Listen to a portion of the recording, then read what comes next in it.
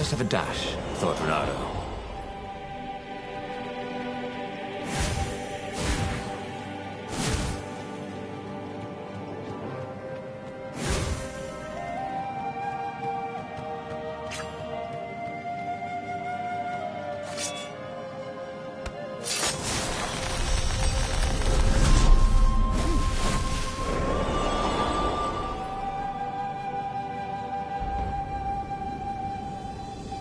He could learn new skills, if only he'd take the time to figure out which.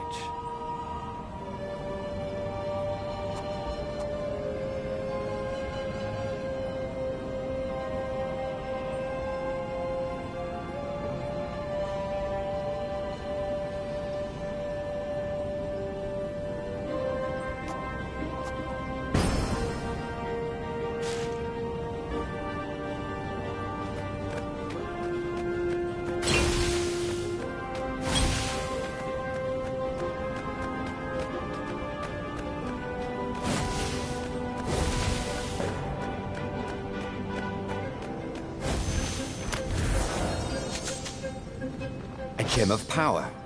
Ooh, you didn't find those every day.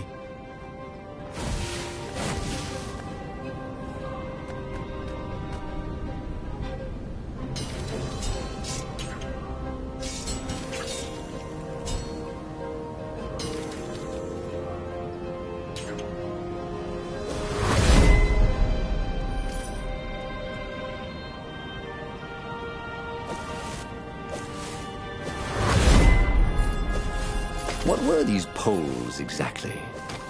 Parking meters from the time of the lost gods?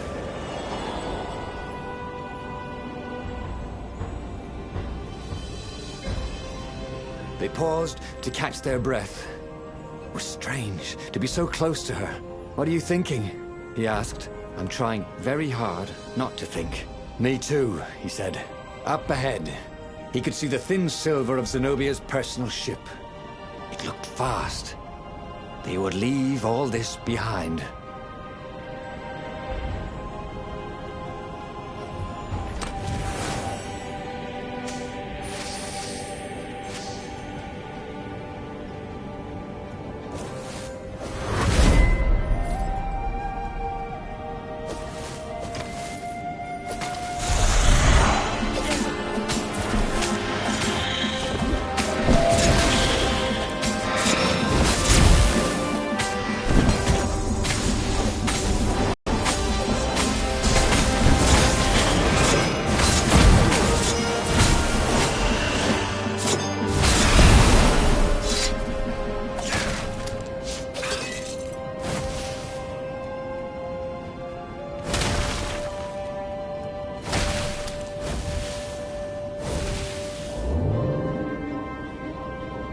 What did you do if one of these platforms stalled?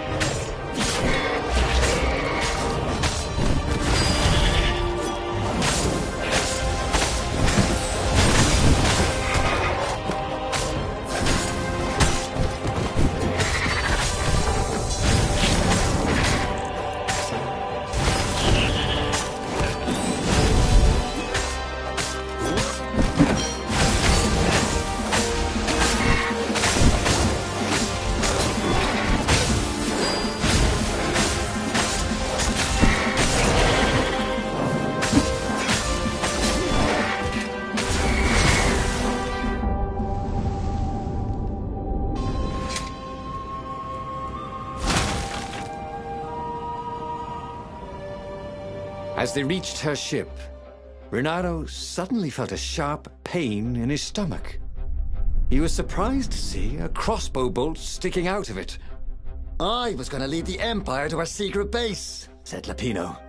But no, you had to screw up my plan because you still got a thing for her. Renato stared at Zenobia. The kiss. Was it real? She said, with a look of indescribable sorrow. She gestured and said an arcane word, and Lapino went flying into the abyss, screaming, "I'm telling your father!" Then she knelt down to cradle his head, and her paws felt very soft and warm. But he'd learned another true thing. Lapino was a traitor. Renato had suspected there was something wrong with the Mad Rabbit, but now he knew there was malice behind his goofiness.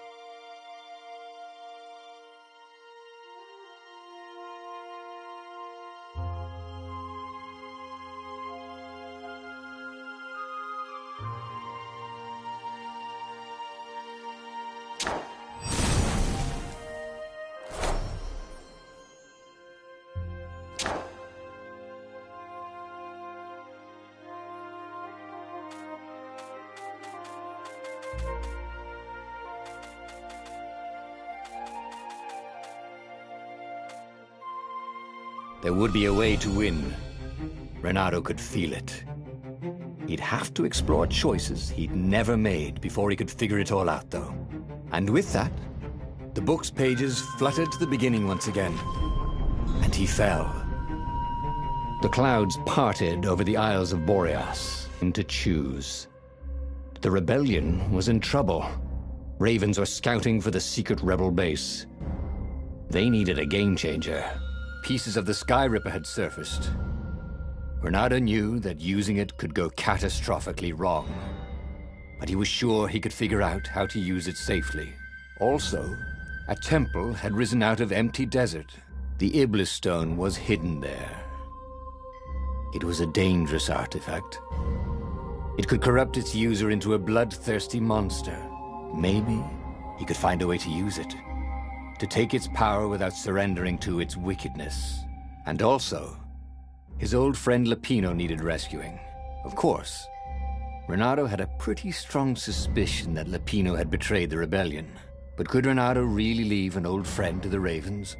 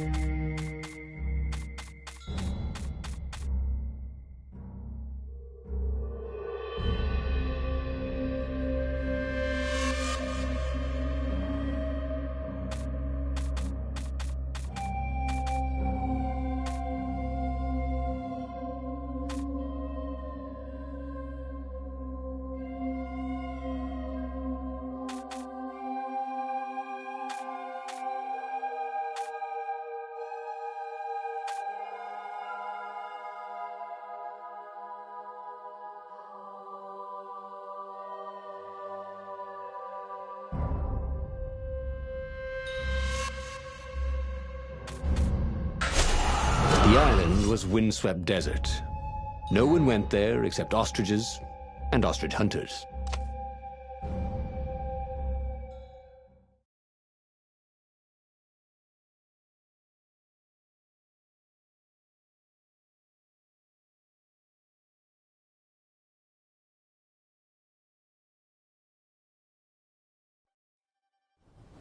Every child could sing verses about the Sky Ripper, but ancient codices held hints of other things.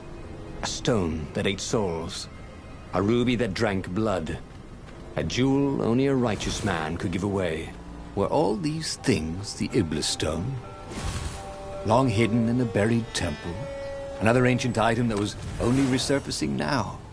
Drawn up from the deeps by the Emperor's horrific rituals?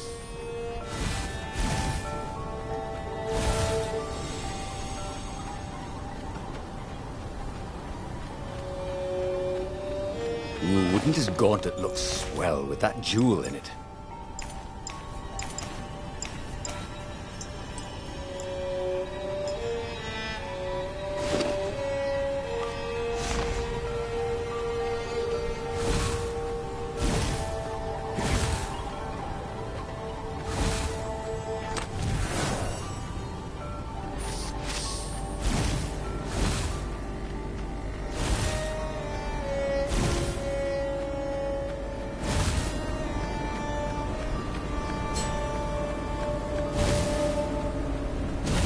What was he doing here?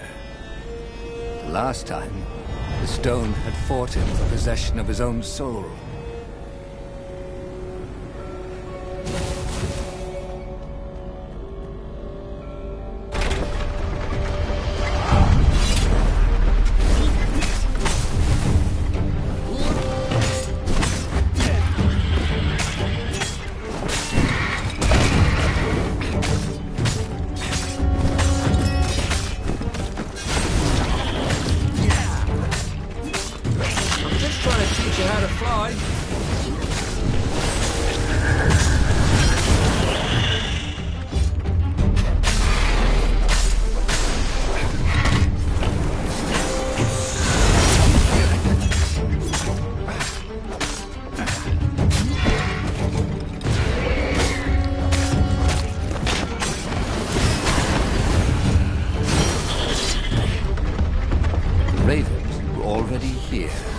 Cawing in frustration.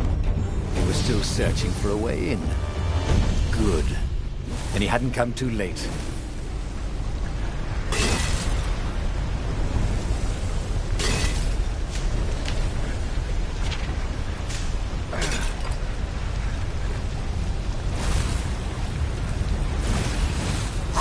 Shall we dance? Could the lead raven?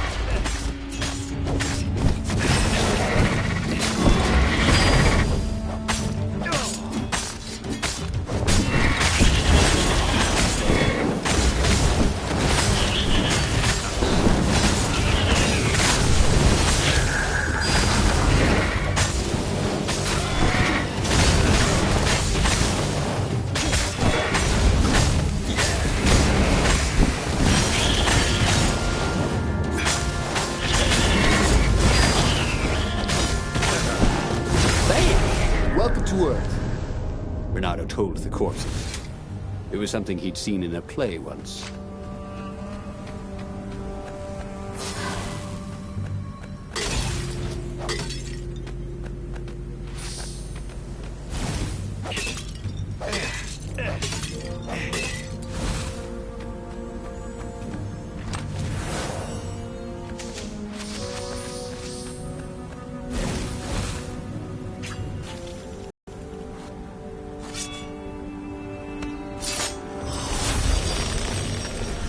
Ah, the road less traveled, thought Renato. How intriguing.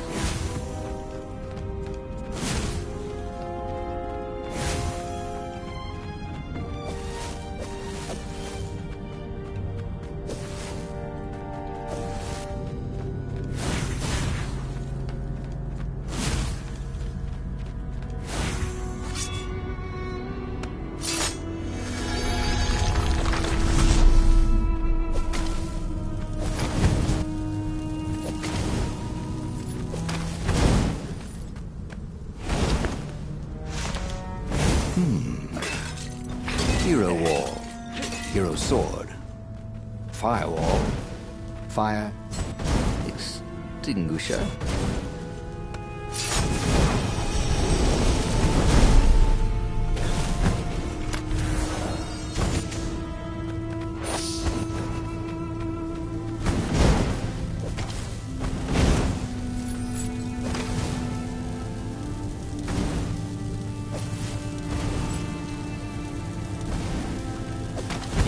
really reason with an energy ball, he thought.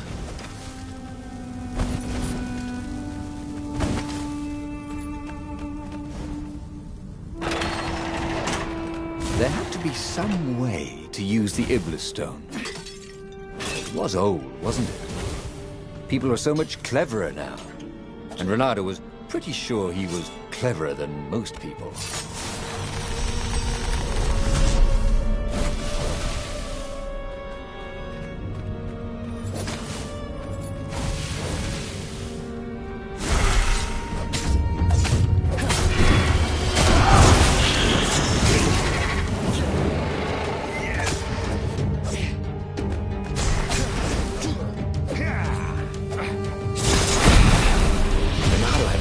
So much. It was time to turn it into something he could use.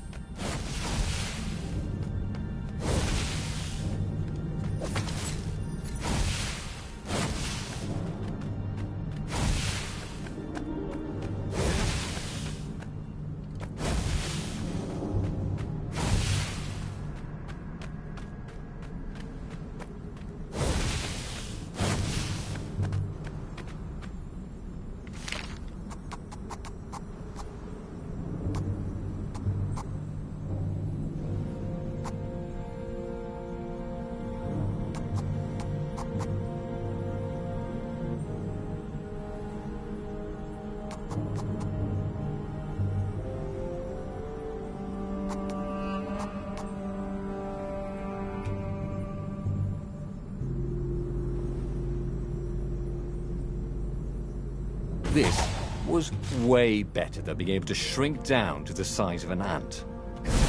What's that all about, anyway?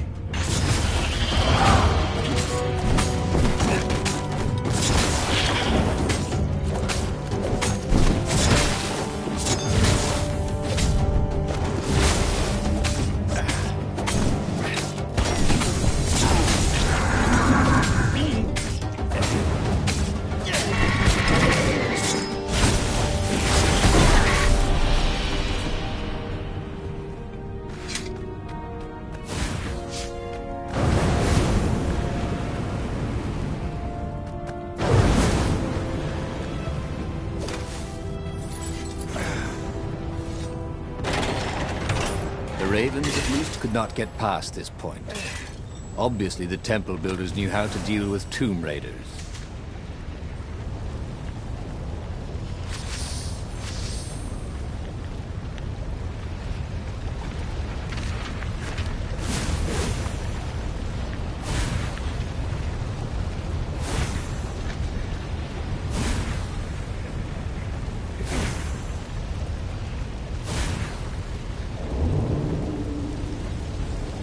Reynardo wondered what would happen if he jumped. Would he be rescued by an emergency platform?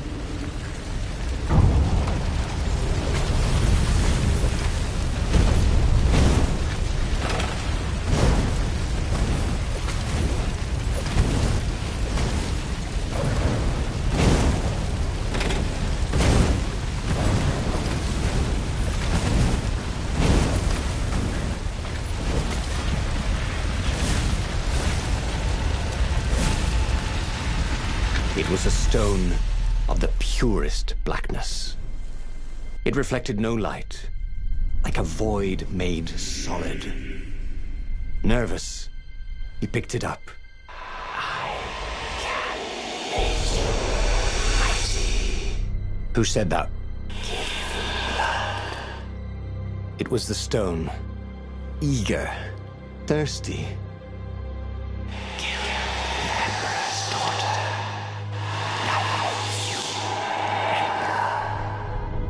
That seemed tempting and terribly wrong.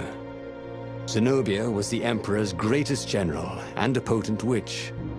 But they had been close once, and he had a sneaking suspicion the gem would try to control him. Why not capture the core of Skyripper instead?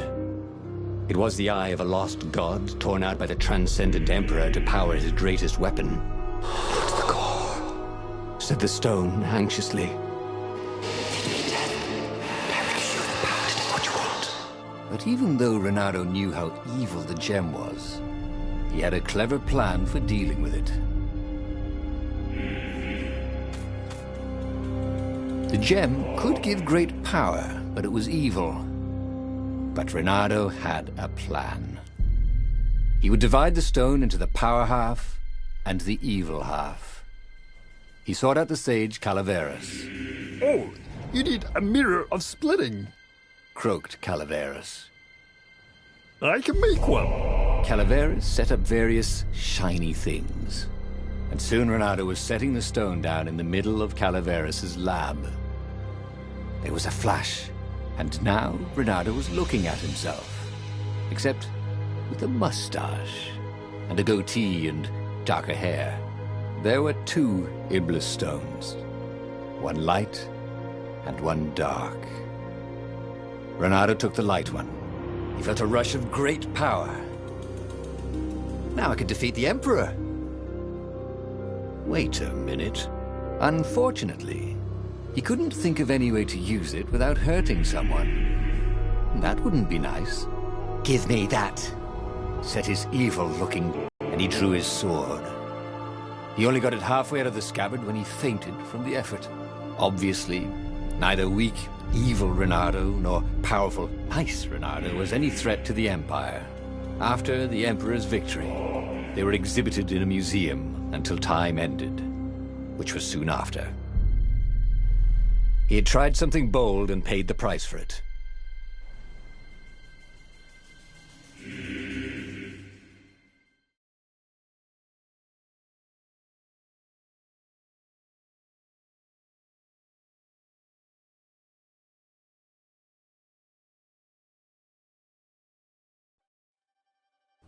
Every child could sing verses about the Sky Ripper, but ancient codices held hints of other things. A stone that ate souls, a ruby that drank blood, a jewel only a righteous man could give away. Were all these things the Iblis stone? Long hidden in the buried temple, another ancient item that was only resurfacing now, drawn up from the deeps by the Emperor's horrific rituals?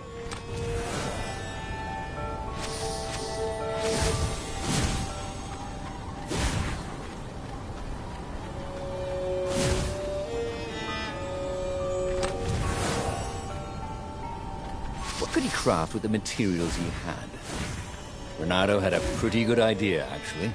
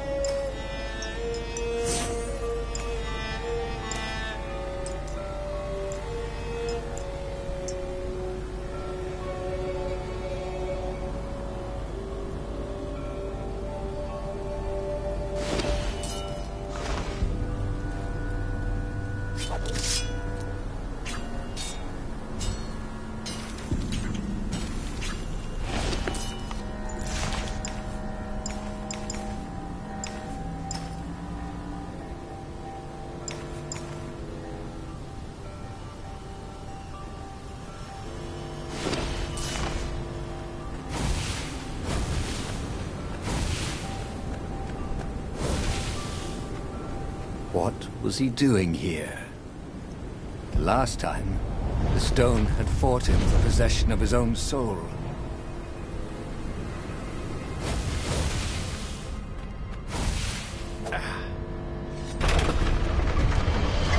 Death to traitors! Roared the ravens.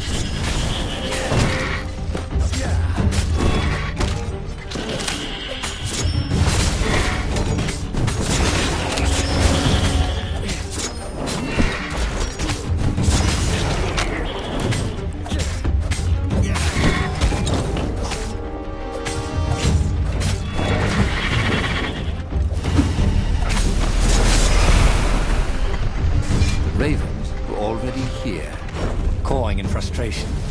They were still searching for a way in. Good. And he hadn't come too late.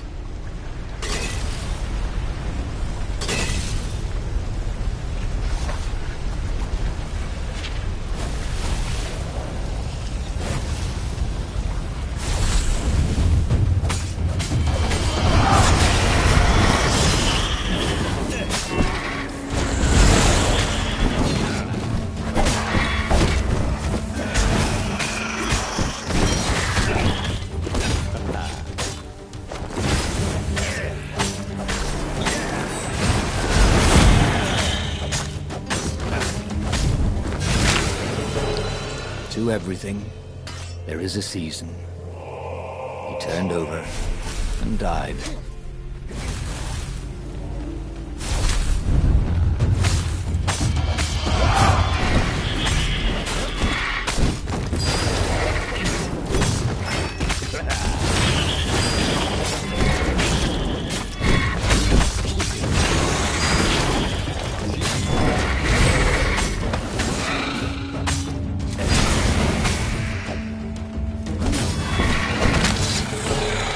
My God, it's full of stars.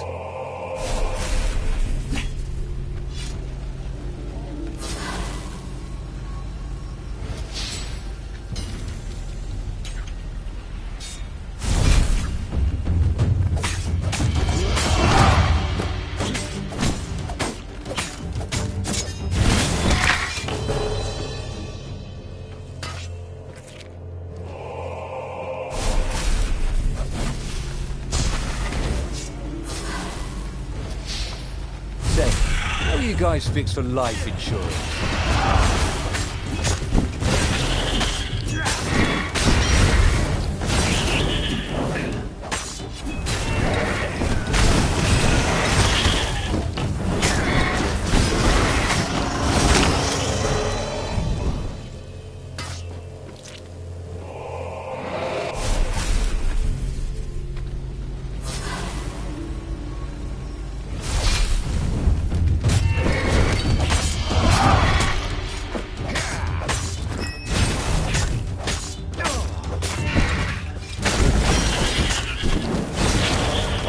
Good eyes you have.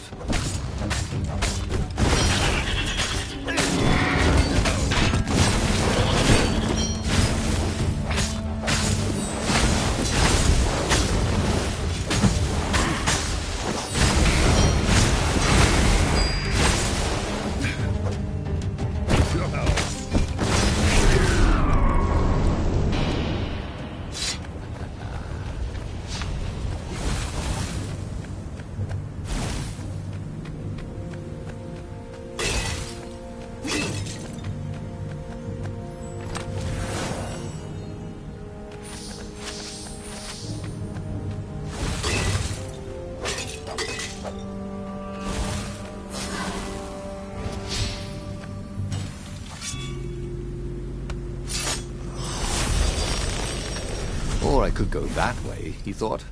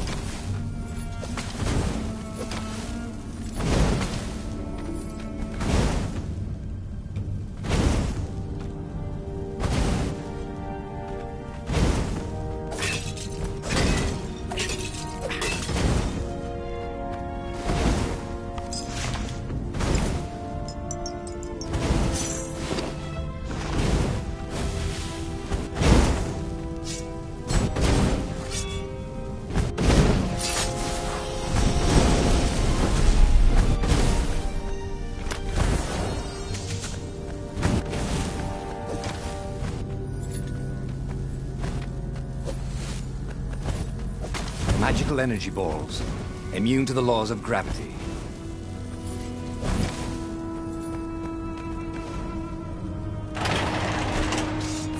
There had to be some way to use the Iblis Stone. It was old, wasn't it? People are so much cleverer now. And Reynardo was pretty sure he was cleverer than most people.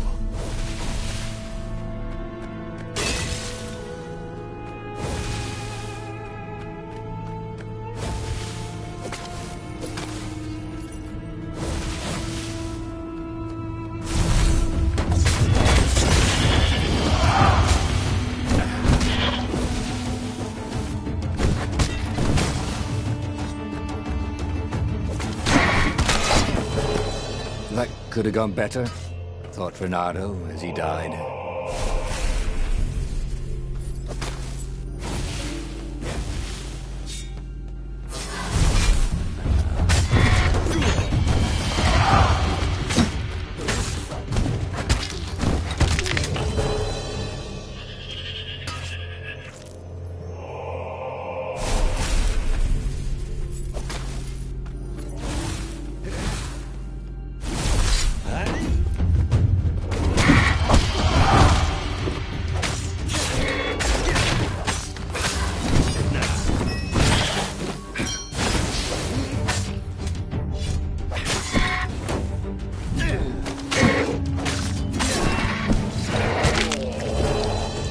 This was what it was like to die.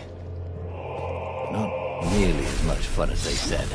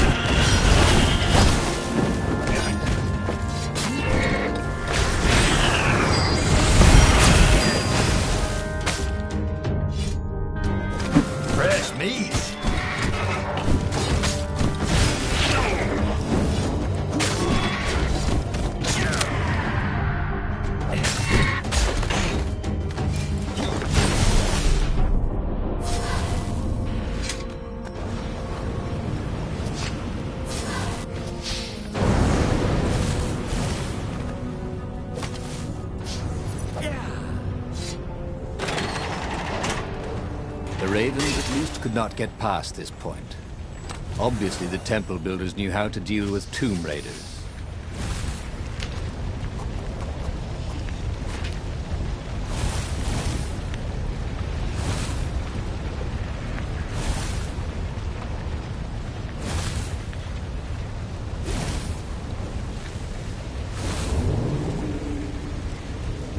No skateboarding, the sign said.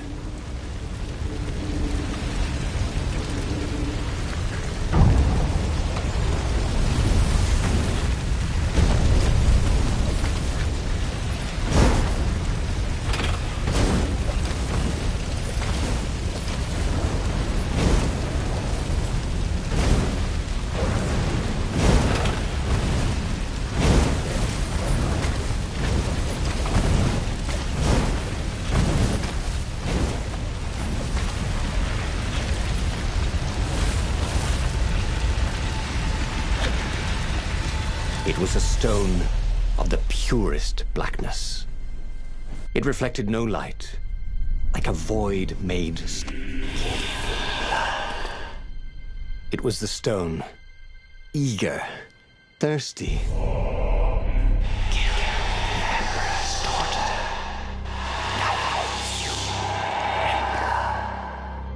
That seemed tempting and terribly wrong.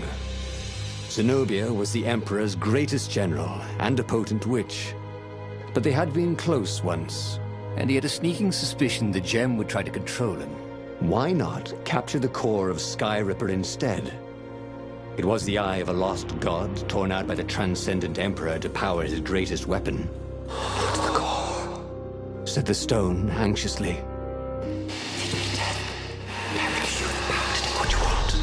But even though Renato knew how evil the gem was, he had a clever plan for dealing with it.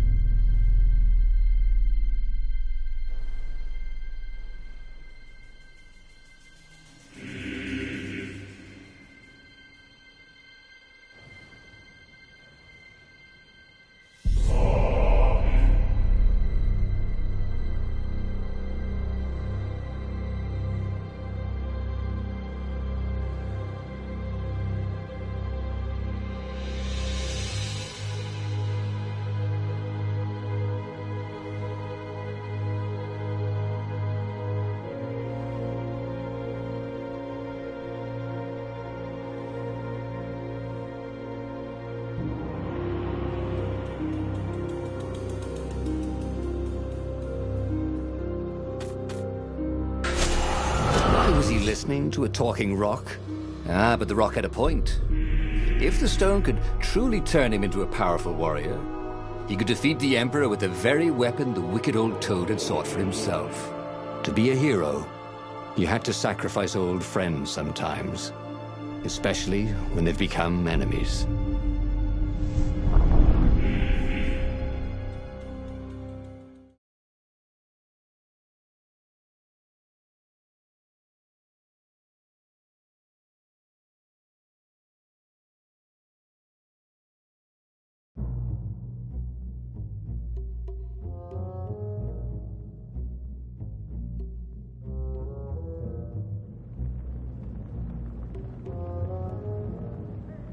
As he placed the impossibly black crystal in his gauntlet, Bernardo had a sudden vision.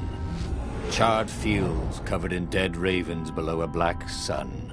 Was it the time of the lost gods before the transcendent emperor? Was it the future? Feed souls, it whispered.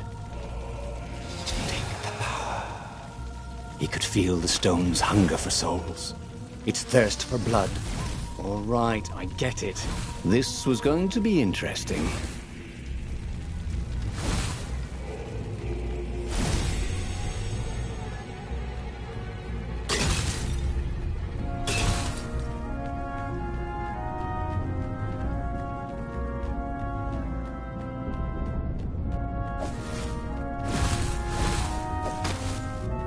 The city was burning, and there was no one to put out the fires. If somehow Zenobia survived her father and inherited his crown, what sort of empire would she be heir to? But he couldn't think about that, could he?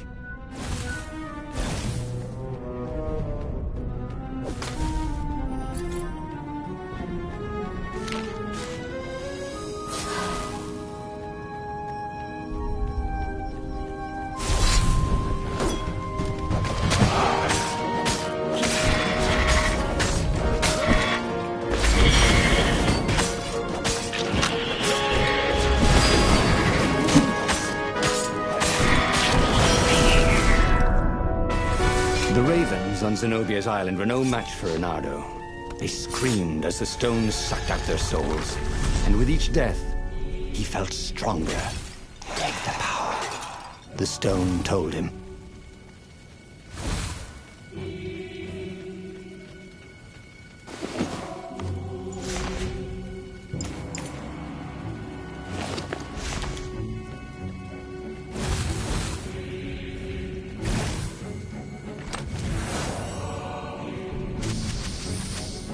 With materials like this, he could probably make a really nice pair of barbecue tongs. Or even a sword.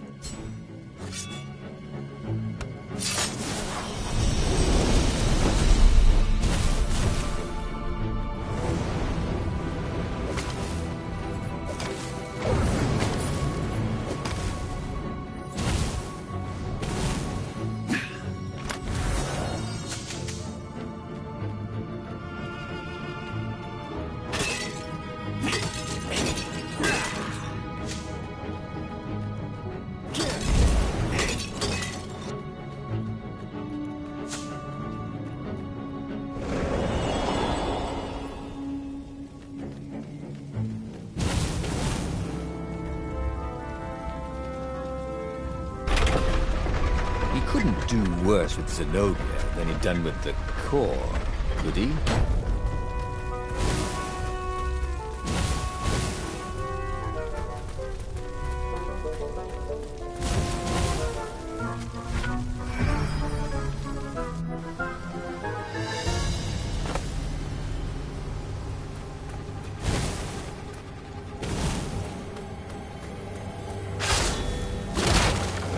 Hey, why don't you guys fight in groups? Oh, I know. Because there's no I in team.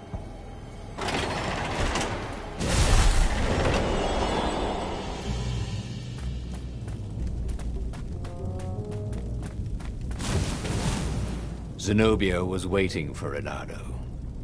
She was alone, confident as always. Fire danced at the tips of her claws. Are you here to surrender? She seemed as cocksure as he felt. But she didn't know he had the stone. And I've missed you too, love. He chuckled. She spotted the stone and bolted without another word.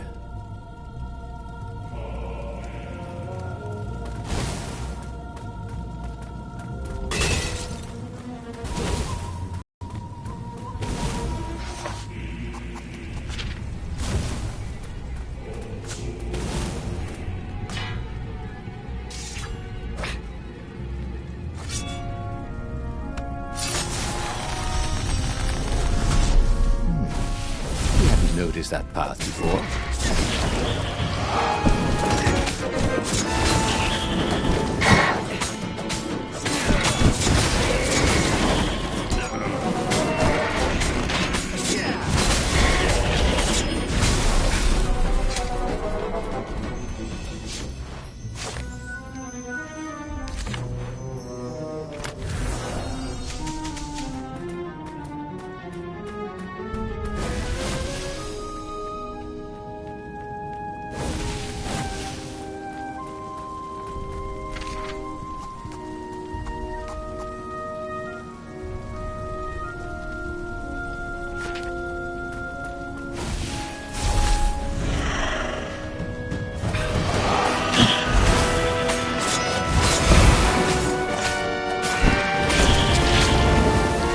Burnt fur.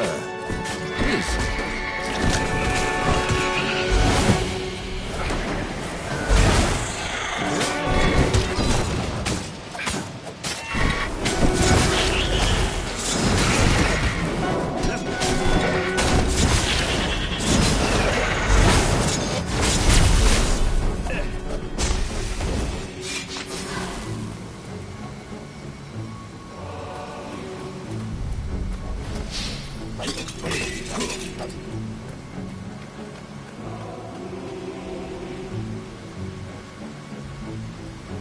Finally, Renato caught up to her. He had never seen her scared before. At school, she'd been the determined, brave one. Now her eyes were wide, frightened. He didn't like seeing her this way. Kill her, whispered the stone. You cannot win your rebellion without it. Please. No, said Zenobia. Not that way. Oh, they had been so close once. Could he really feed her soul to his demonic gem? But if he spared her, he would not get the full power of the stone. Oh, how could he be the hero he wanted to be?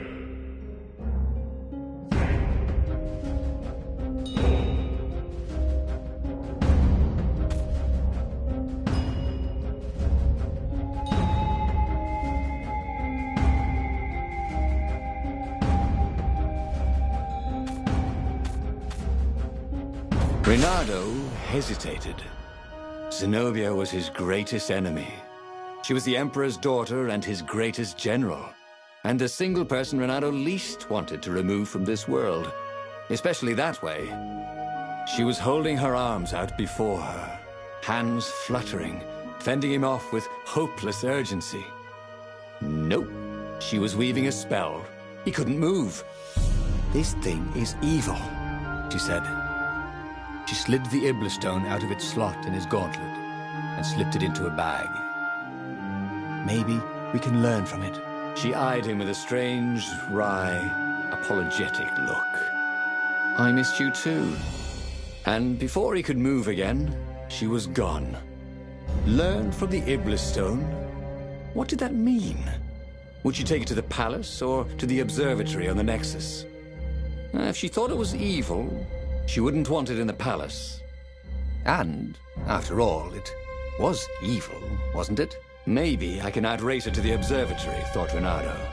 Cats can run faster, but foxes can run longer.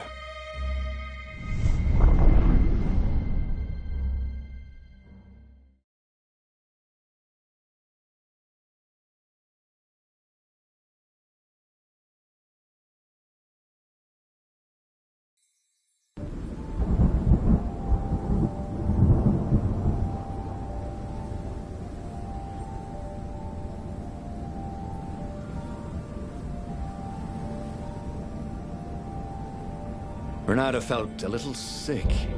Ever since Zenobia had taken the stone from him, he'd felt an ache that wouldn't go away. He missed it. He wanted it back. He needed it back. Why hadn't he killed her when he had the chance? She was the enemy. He hadn't even seen her in 14 years. Why had he hesitated? You're a sucker for an empowered woman. Renato kicked himself. Don't make that mistake again.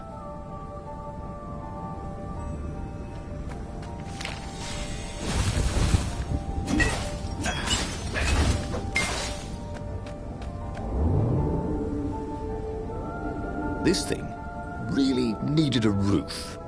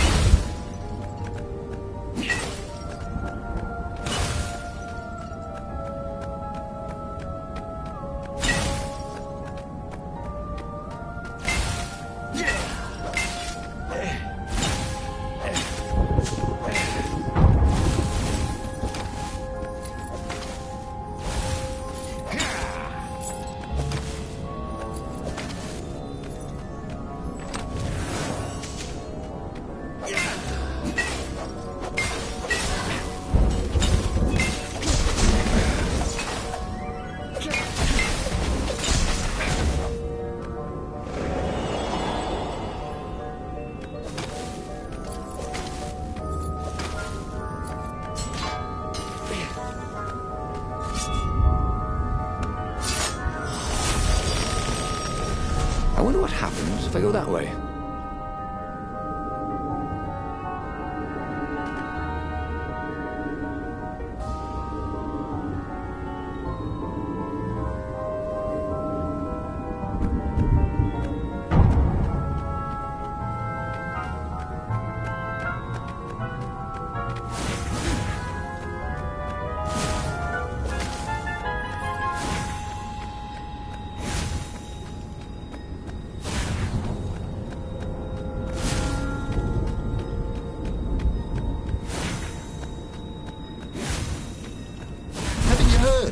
Goth is over.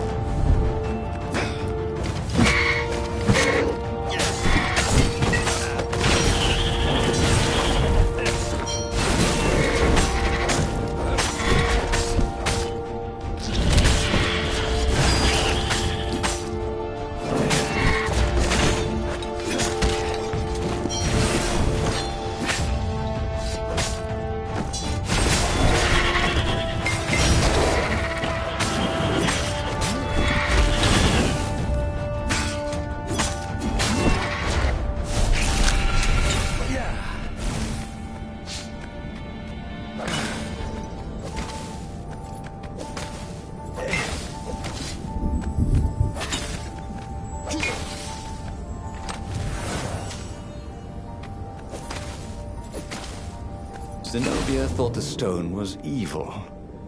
Was it? Well, yes, but he still longed to have it back. He'd felt so good killing ravens with it, and yet he'd felt unclean ever since he'd touched it. She confused him. She'd made him want to be a better fox, and then she'd abandoned him, never telling him she was the Emperor's daughter, never contacting him since. Well, who was she to tell him the stone was evil?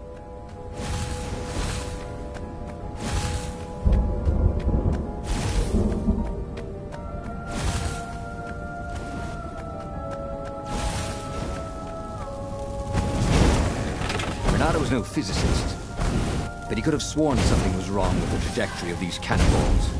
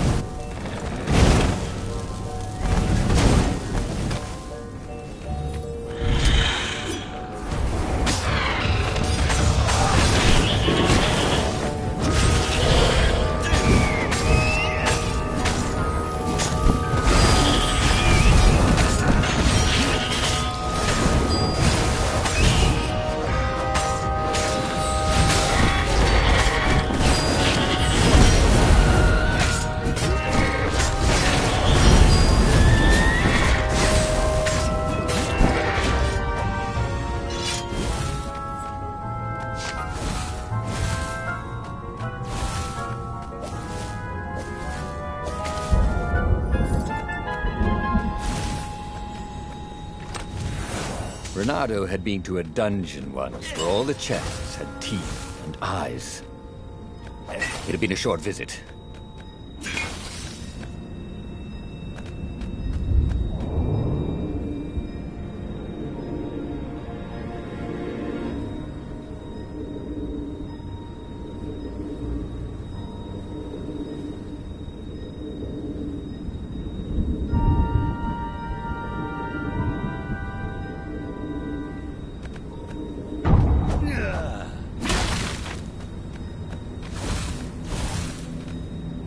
The scientist's toes were pointing arcane instruments at the stone and looking at it through prisms and reflections. Mine, said Renato as he took back the stone. Well, we need it for science, croaked the toads. So he killed them. He felt better immediately. Smarter, too. I thought you'd never come for me, whispered the stone. Then, a far speaker toad croaked in something like Zenobia's voice. Renato, leave the stone with the toads. It will swallow your soul. You'll kill everyone you love. That did seem vaguely familiar.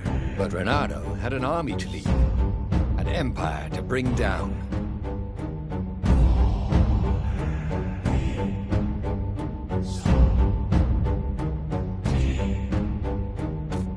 I know you can fight this thing. Zenobia continued in the far speaker's croak. You let me live. You know how evil it is. It will destroy you, Renato. It will destroy everything you love. He had tried to convince himself that this time he would control the Iblis stone. But he could feel his will becoming brittle. She was right. He would get rid of it. Right? Now. Or now. He didn't really want to. I know. I'll go to the mountains, Renato thought. I'll find the strength to do it in the peace and quiet there.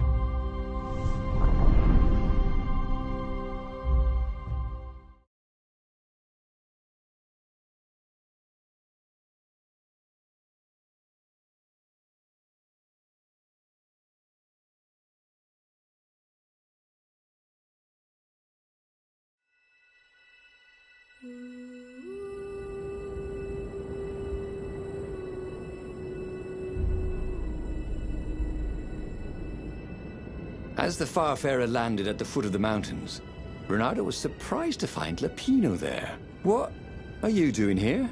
Oh, you wouldn't believe it.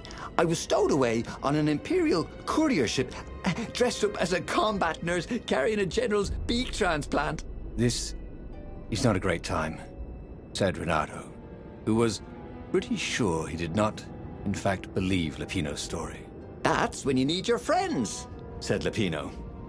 I just need some peace and quiet, said Renato, and grimly set out on the path.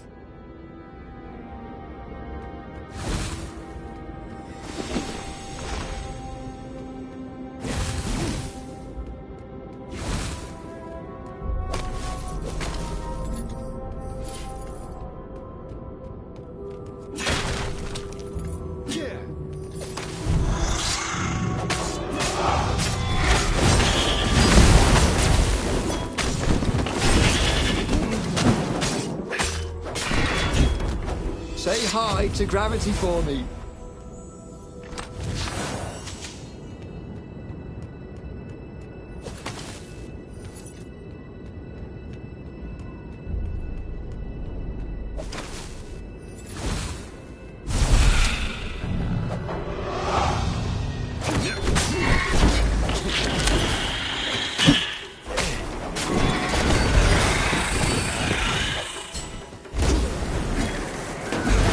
Those sheaves were really very well made, weren't they?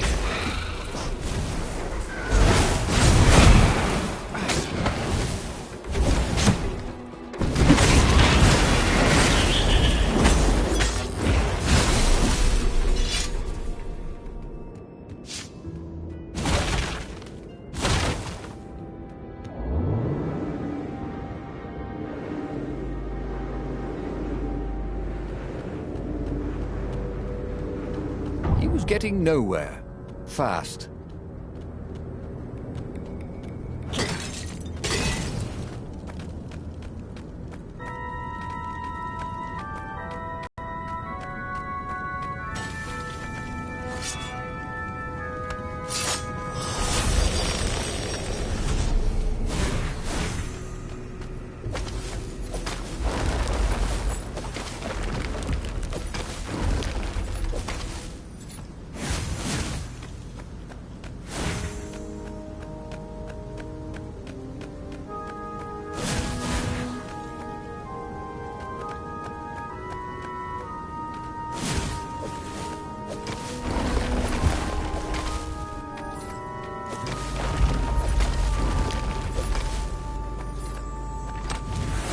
There was a cat in this one. And something useful.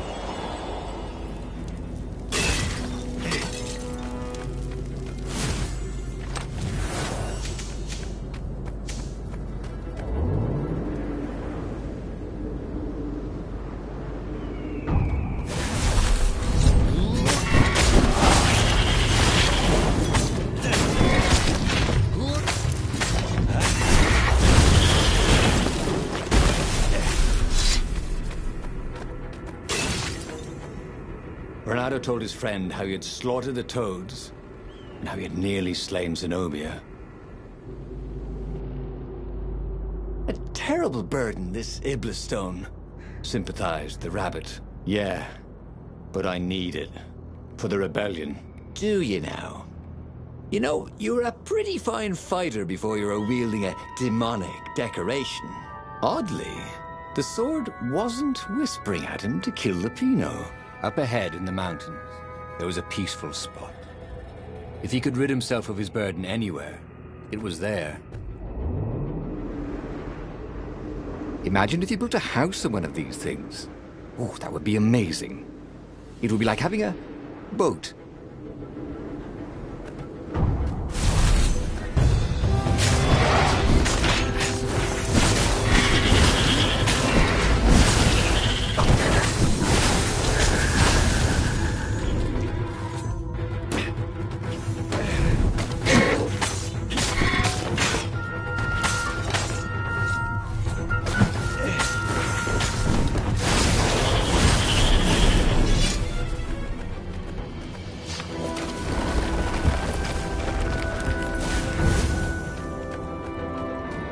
Couldn't they have put in an elevator?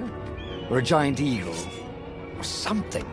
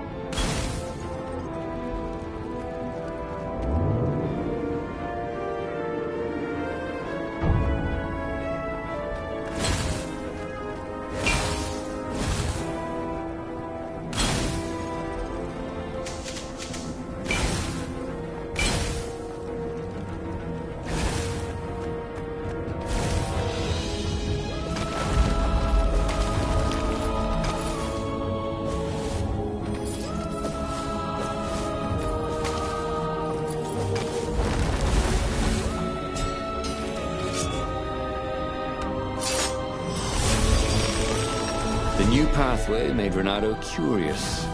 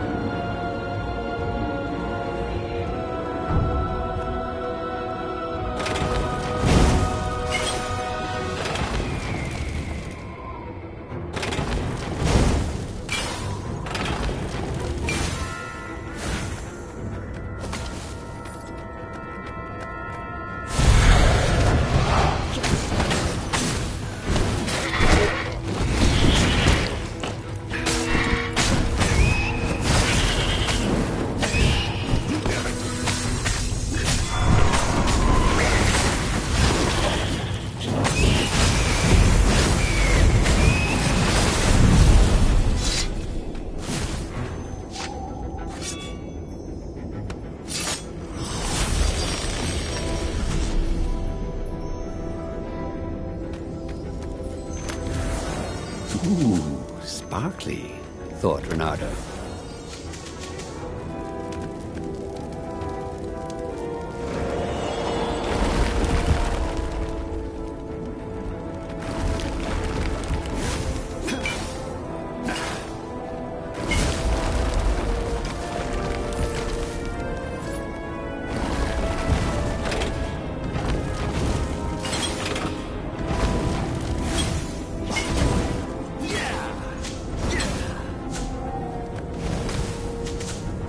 Renato thought it would make a difference, snatching the Iblastone before the Emperor could get it.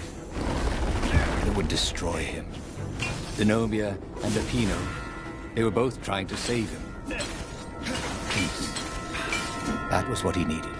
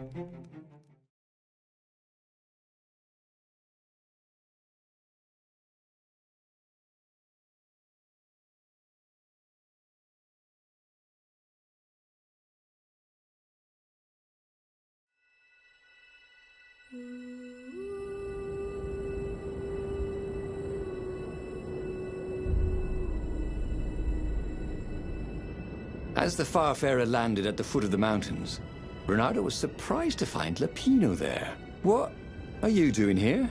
Oh,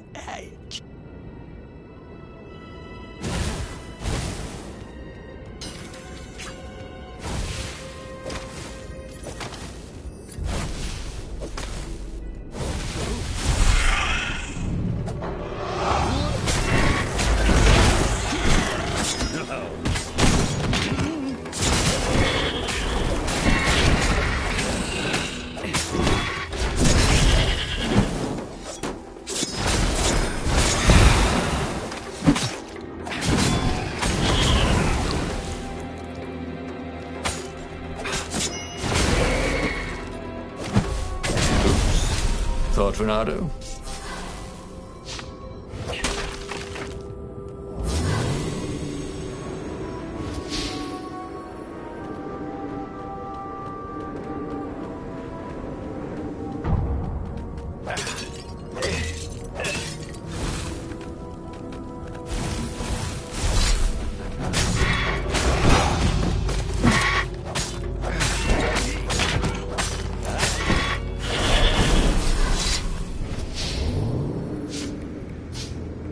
This was definitely better than pulling yourself up in a bucket.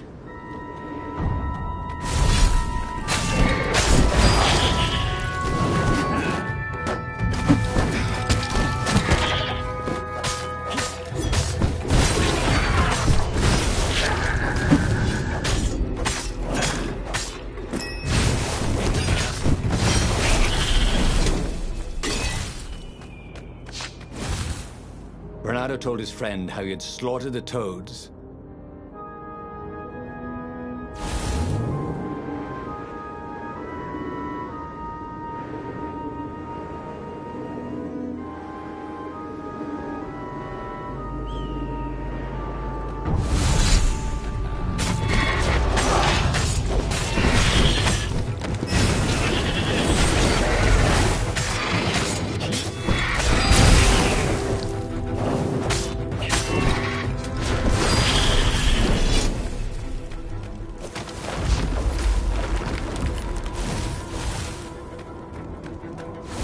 How about a floating platform that simply just goes to the top?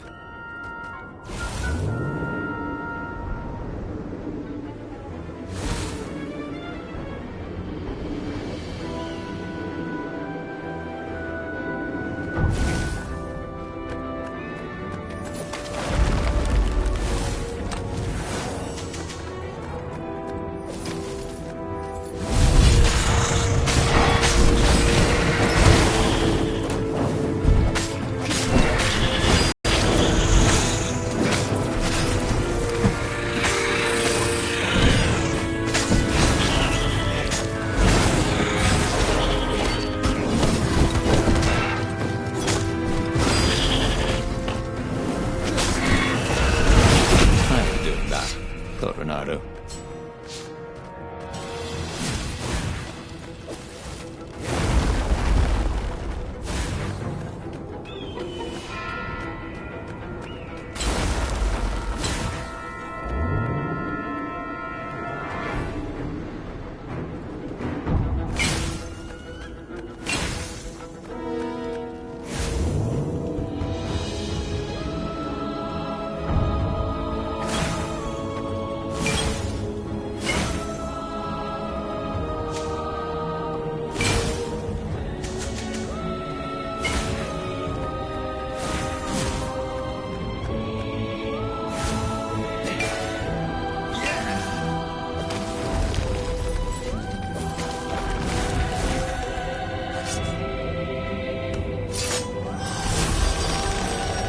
What's behind door number 2?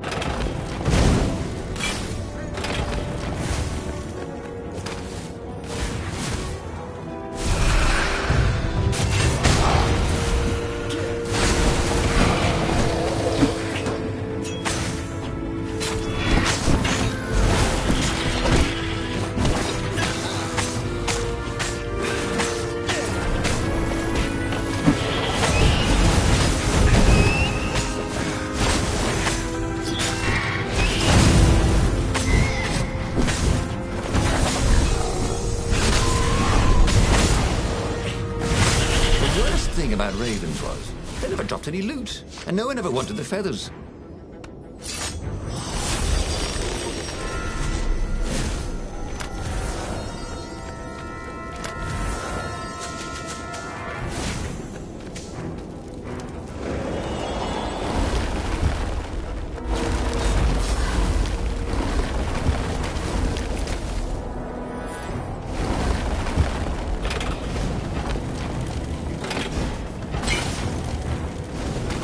Renato thought he would make a difference, snatching the Iblastone before the Emperor could get it. And it would destroy him. Zenobia and Lapino, they were both trying to save him. Peace. That was what he needed.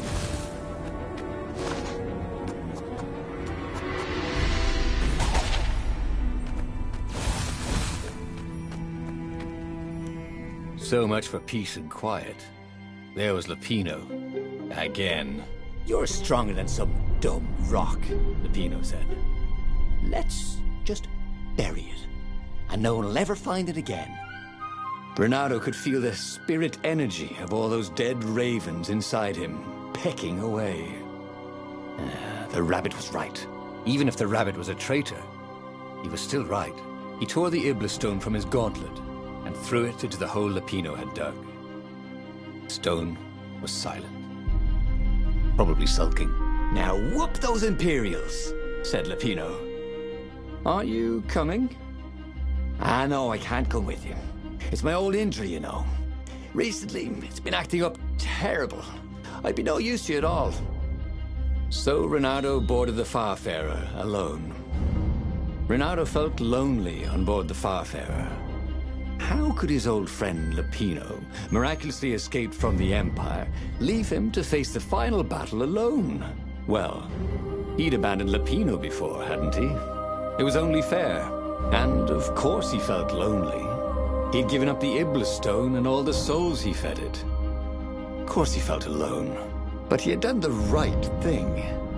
It had been hard to do, but there was no better feeling than that. Zenobia would be so proud of him.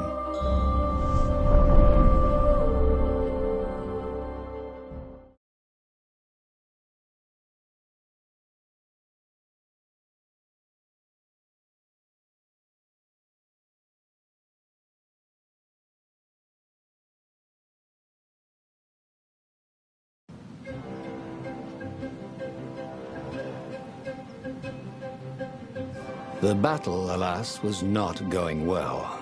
He no longer had the stone, and he'd never gotten the core. Lapino wasn't with him, and he was up against Zenobia, out there somewhere, maneuvering the Emperor's forces. The rebels had been outnumbered from the start, and he still had that aching longing for the stone. But that is what it means to be a hero. He would fight his way to Zenobia. He would show her what he was capable of. Just him, with no diabolic accoutrements. He would win, no matter the odds.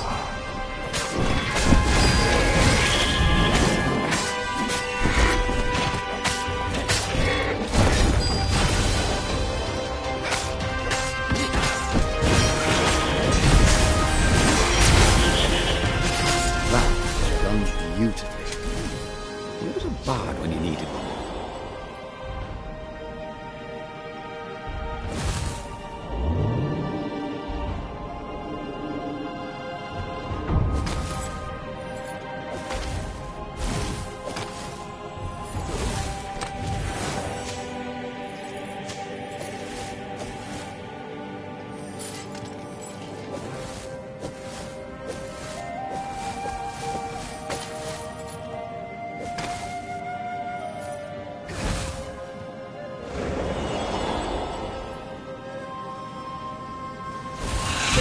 Kill the rebel!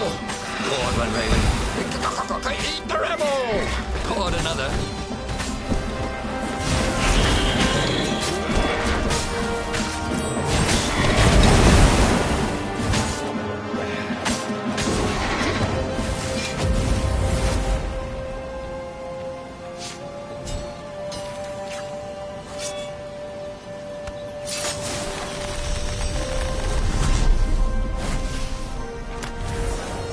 Ooh, sparkly, thought Renato.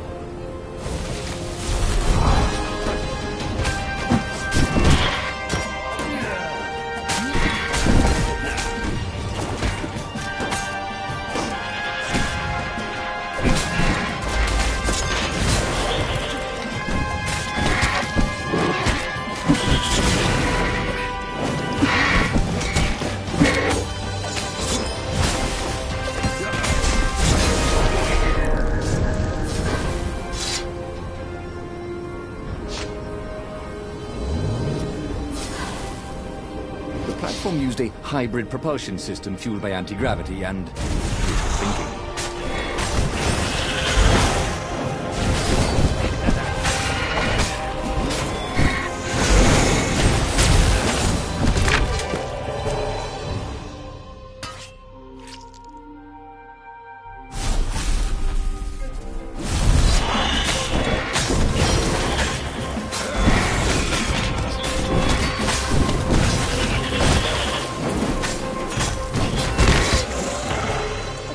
Dying, he thought.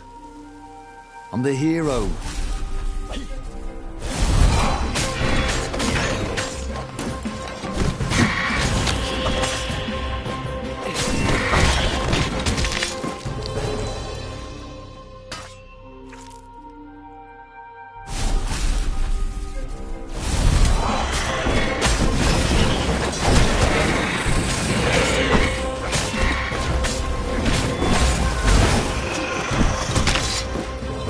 Everything hurt. And then it didn't.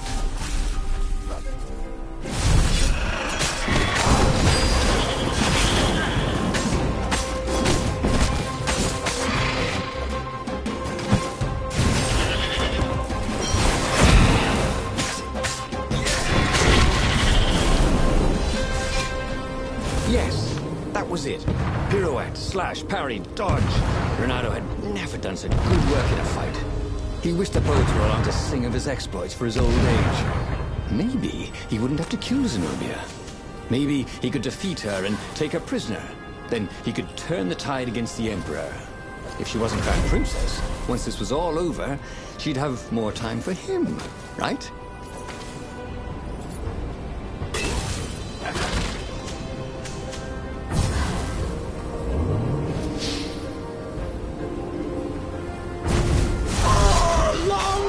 The Emperor! Caught the ravens!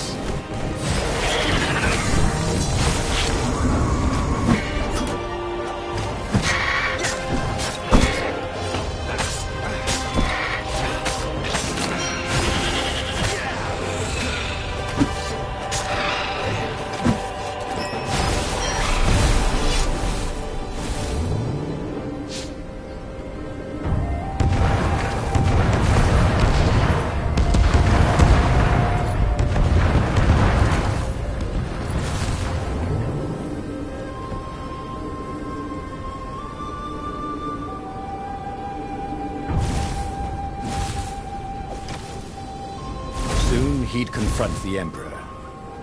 Funny that this whole war had come about because the Emperor feared death. And now it was coming for him. There was some sort of lesson there, wasn't there?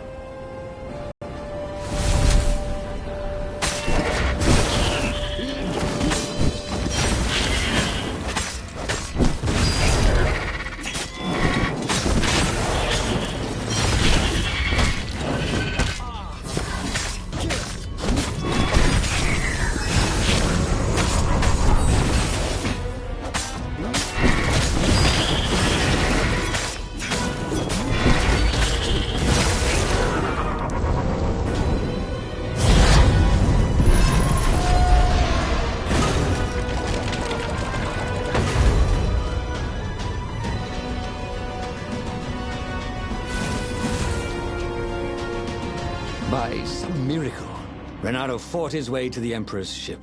He was exhausted, bleeding, but he'd found the strength to reject the stone. Zenobia came out of the ship. "Renato!" she shouted, and then she fell down and died. Lapino was behind her, wielding a sword that seemed to suck all the light out of the sun. You idiot! You threw the stone away! Cried Lapino. "You said it was evil." It hates sanctimonious prigs like you, laughed Lapino. We're having a grand old time. Renato turned and ran. But no matter where he ran, Lapino jumped in front of him until Renato was cornered. That boy could hop. "You wouldn't do this to an old friend, would you?" cried Renato. You mean this? Said Lapino as he slid the sword into Renato's guts. Damn it! Again? He should go back to some of the choices he'd faced before. Maybe there were new paths that had opened up. Like those doors he was opening up all over the map that took him to new treasures and around his enemies. And he hadn't learned anything new this time. He'd done the same thing twice, yet expected a different outcome.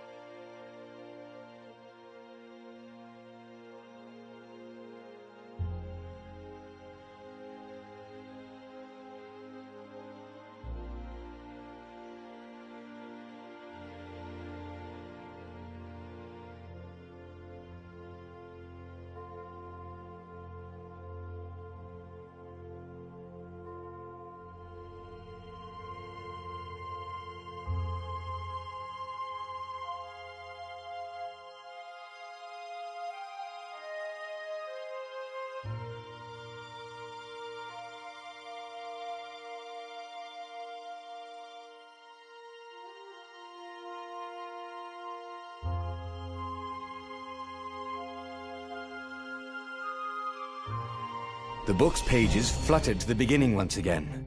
Faster than before? And he fell. The clouds parted over the Isles of Boreas. It was time to choose. The rebellion was in trouble. Ravens were scouting for the secret rebel base. They needed a game changer. Pieces of the Sky Ripper had surfaced. Renata knew that using it could go catastrophically wrong. But he was sure he could figure out how to use it safely. Also, a temple had risen out of empty desert.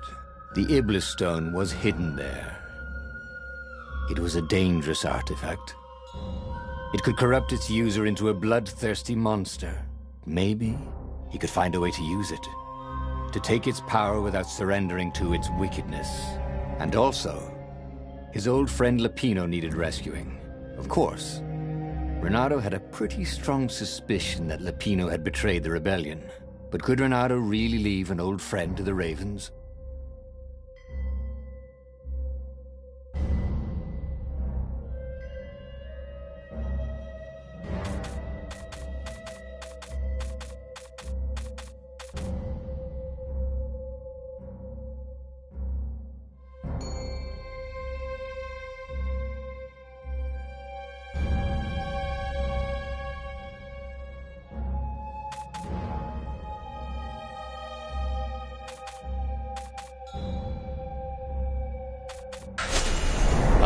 Lapino.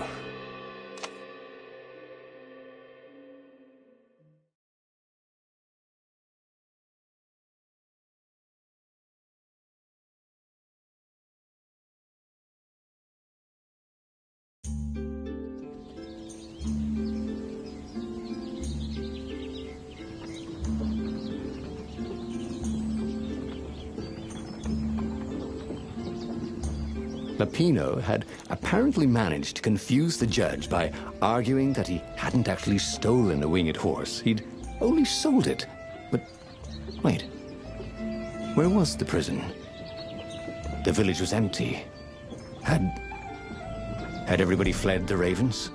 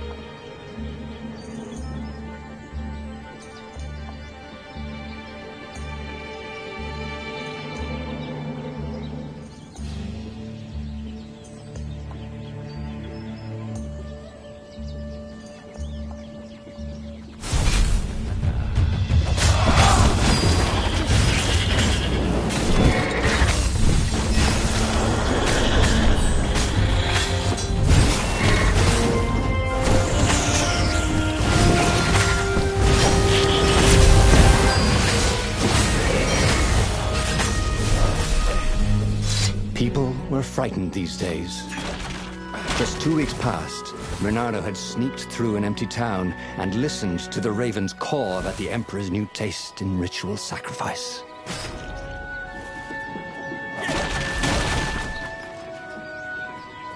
Bernardo looked around the empty village. How had he ever imagined Lupino was anything but a traitor? Any honest rabbit would have fled with the village.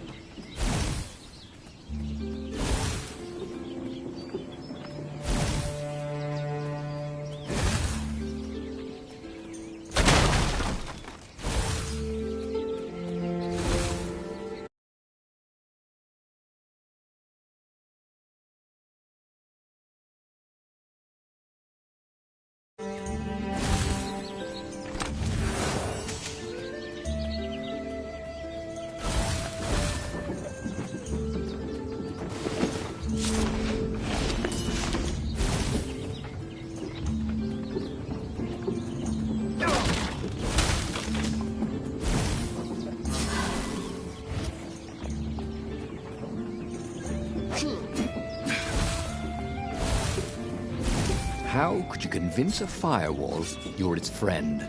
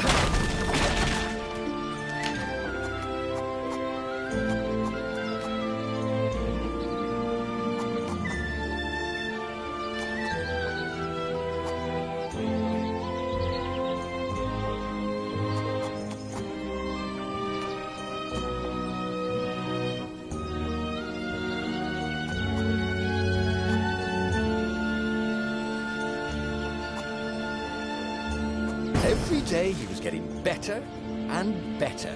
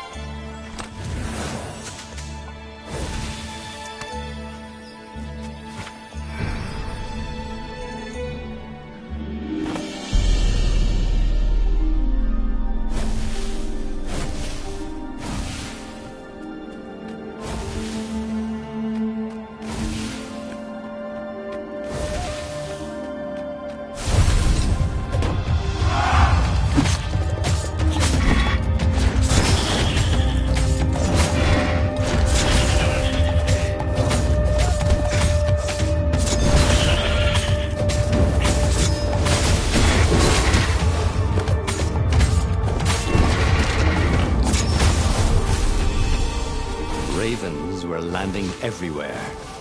The advance guard. He'd better get moving. If they got to Lupino first, they'd eat him for breakfast. Or a snack. Ravens weren't picky. If they got hungry, they sometimes forgot to interrogate their prisoners. Even top spies like Lupino. Well, unless he really was a traitor, obviously. Then they'd probably pin a medal on his chest.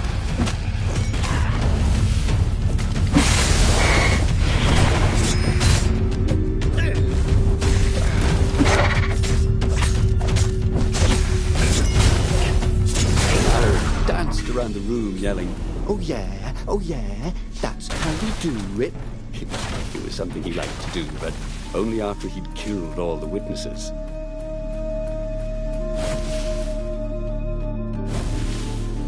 Dirty and bloody, Renato finally reached Lapino.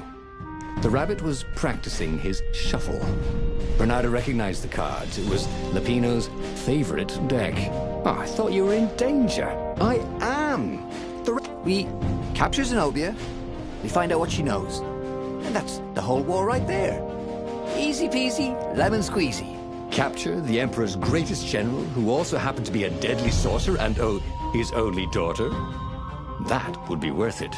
On the other hand, he could still get to the core of the Sky Ripper, even if he couldn't get the whole thing. It must have great power.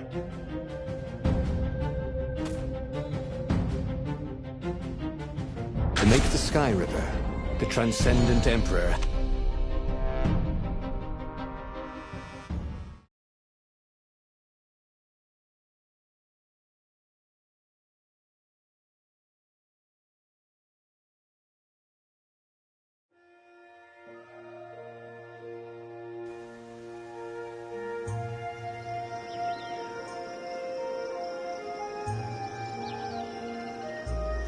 It's beautiful here, thought Renato. It was nice to be back with his old war buddy. All right, Lapino was a traitor. But still, it was good company. Once, Renato had opened a chest, and a Jack-in-the-Box jumped out. Jack-in-the-Boxes, they gave him the Wiggins.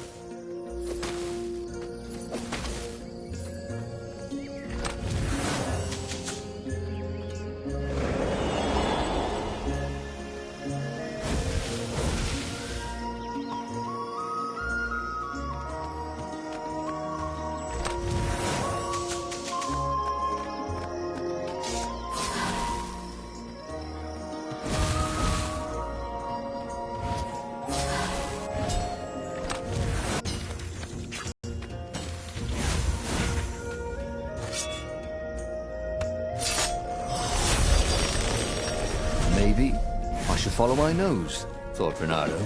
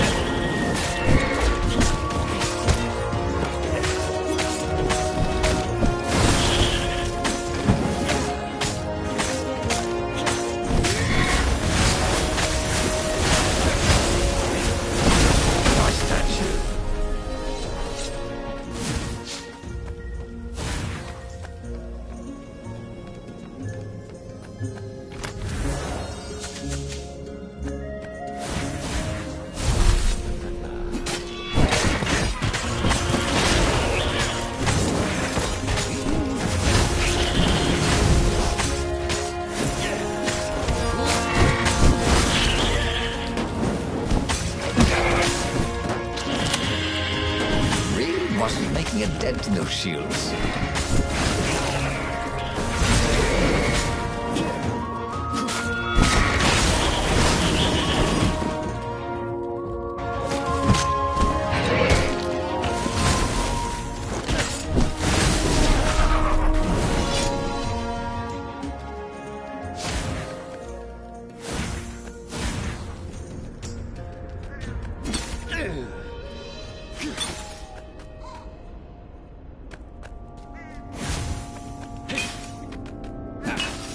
There was something sour in the air.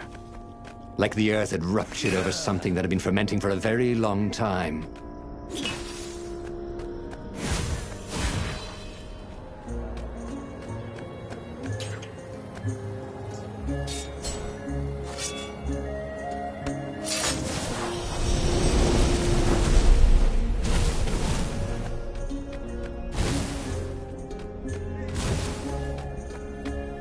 You almost never saw wild gogglers together like this. The toads had to train them not to peck each other to death. So these to the Imperial Gogglers. That meant Ravens were up ahead. These things could really use a hand. Renato felt wrong all over. He could feel an almost palpable sickness in the air. And if the land could have tumors, they would look like these monstrous crystals. The forest was quieter than it had been. There were insects, but few birds. He didn't count the ravens. Renato smelled sick animals and dying ones. No healthy ones. I'm getting a bad feeling about this. Renato thought. Maybe Lupino was right.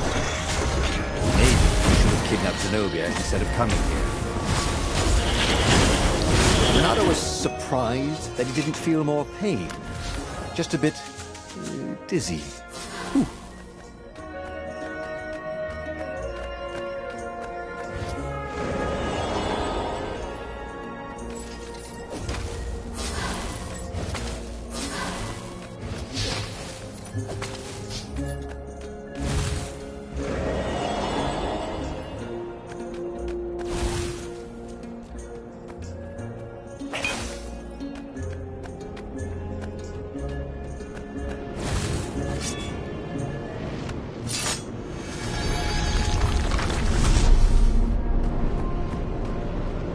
The thing about puzzles was, once you solved one, you knew how to solve it again.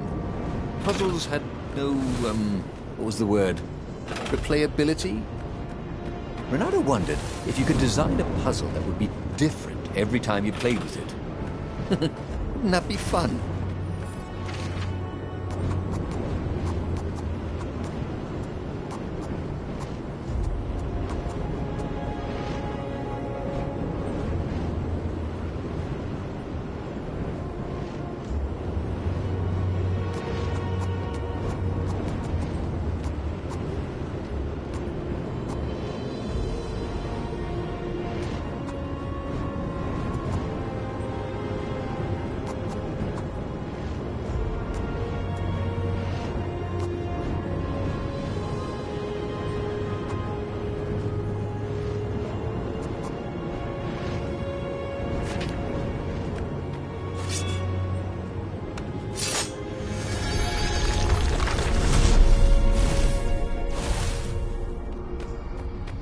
Everybody who wants to die, raise your weapon.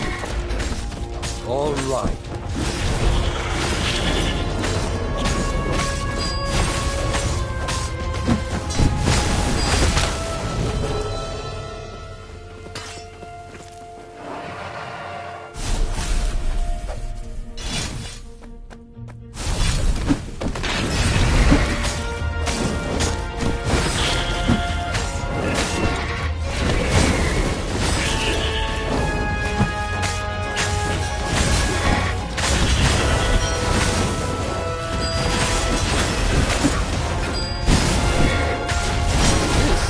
With the new aerobics craze. Am I right?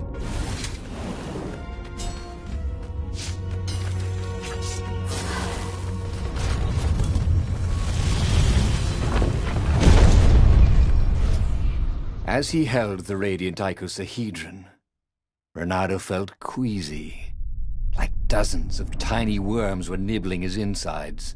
It wasn't healthy to be so close to the eye of a god. How could he use it? He could take it to the observatory. The scientists there could tell him how to harness its ancient power. But honestly, Renato ached to get away from it. He brought the core back with him to the Farfarer. But honestly, Renato ached to be rid of it. "Tell you what," said Lupino. "I'll take it to the observatory. You attack the Imperial outpost." The Imperial outpost was a vital communications node. Taking it could shatter the Empire's ability to coordinate. And it would be full of secret plans and maps, and maybe even rebel prisoners. It was a good target for a hero like Renato. But what if Lupino lost the core to the Empire? That could be a good thing, couldn't it? Was Renato ready to take that risk? Maybe it was better if he brought the core to the scientists himself.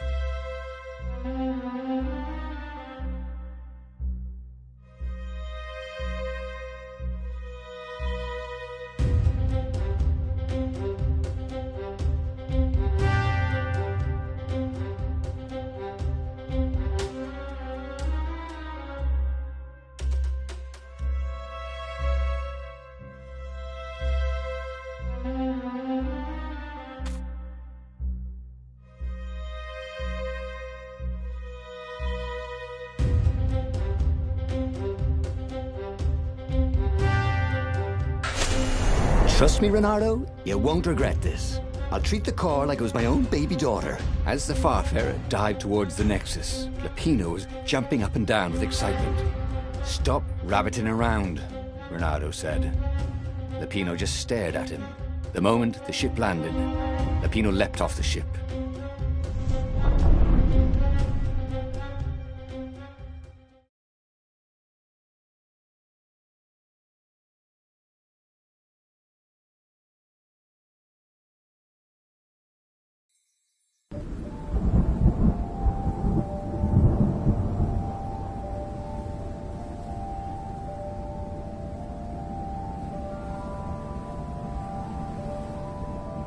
As Lapino vanished into the wilds of the Nexus, Renardo vaguely remembered Lapino had a baby daughter, didn't he?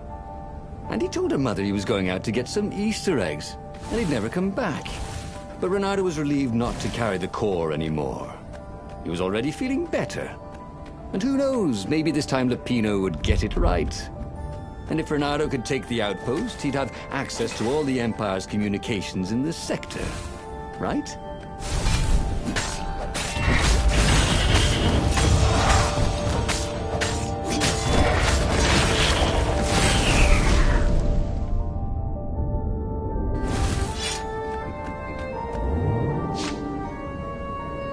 There was an inscription. Praise the sun.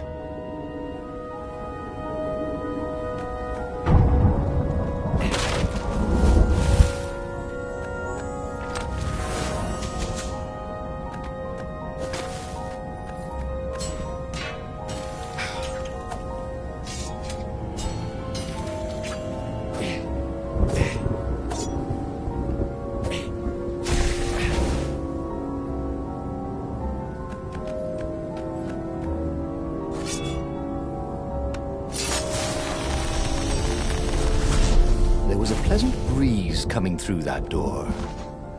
Had it been closed before?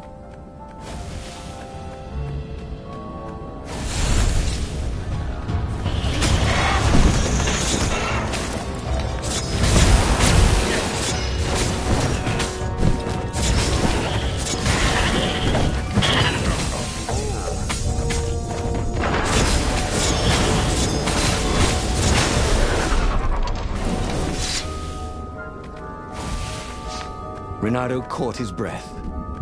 His joints still hurt, but he couldn't feel the poison in his system anymore. He'd let the armature slip out of his hands to save his friend Lapino. Of course he had to let Lapino take the core. The rebellion needed every man doing his duty. And the rabbit would be no good taking on an Imperial outpost, right?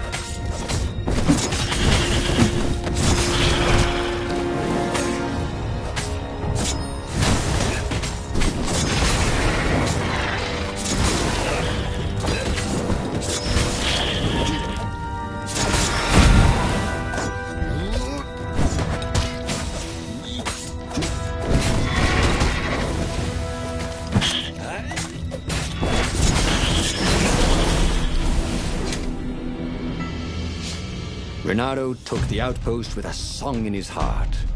Soon, he was stuffing his sack with key messages from and to the fleet. Then the Farspeaker Toad chortled a new message. The observatory had been sacked by ravens. Lapino and all the scientists had been taken to the mountains. Why? Why had he trusted Lapino again? And now the Empire had the core. Renardo hailed the rebel base to warn them. But their Farspeaker didn't crouch back. Was the base under attack too?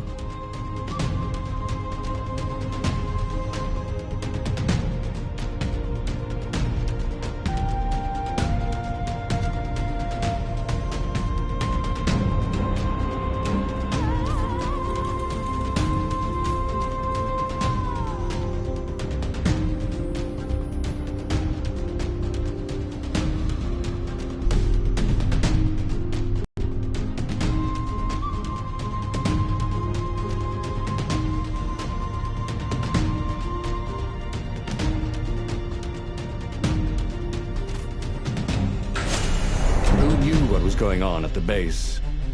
But he knew what the Ravens would do to Lupino if Renato didn't rescue him fast. Well, actually, he wasn't exactly sure. It kind of depended on whether Lupino was a traitor or not. Renato just couldn't bring himself to believe that. What are old friends for, if not to need rescuing every few days?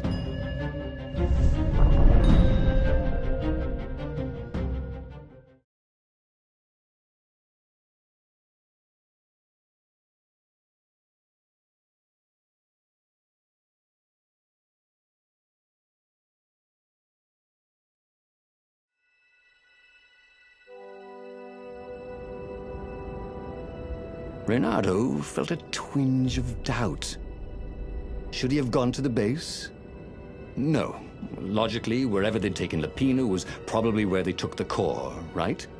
Oh, why couldn't Lupino have just, for once, not got himself captured? Was that too much to ask? He shouldn't be too hard on the rabbit. No, he meant well, and he was insanely brave. You had to admire that.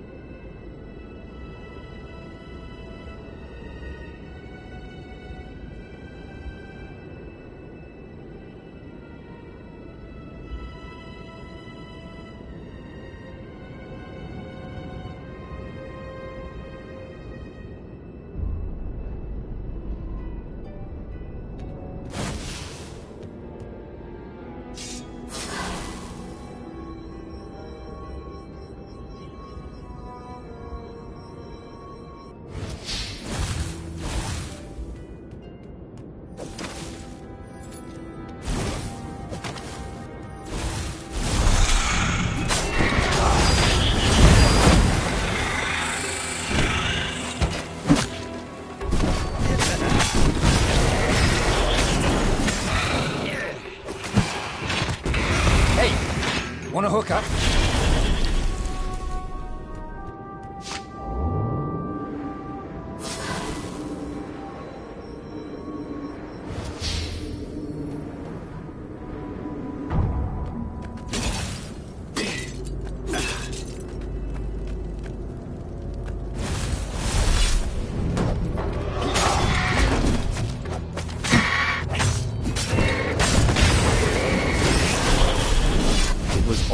Coming back to him.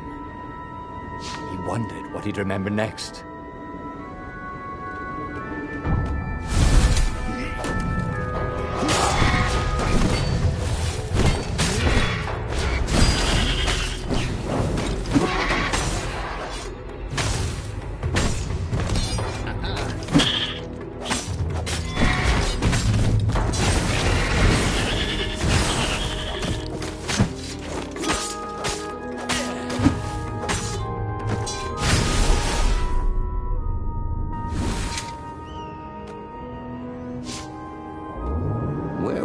Holding Lupino anyway.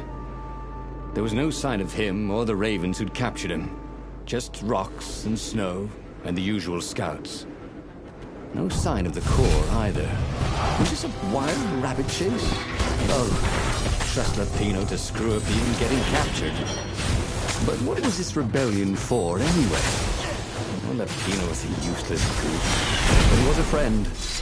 If friends didn't matter anymore, what was the point of winning this war? Renato was spending a lot of time in this place. He caught himself thinking about redecorating it. Or at least, couldn't he leave a toothbrush or something?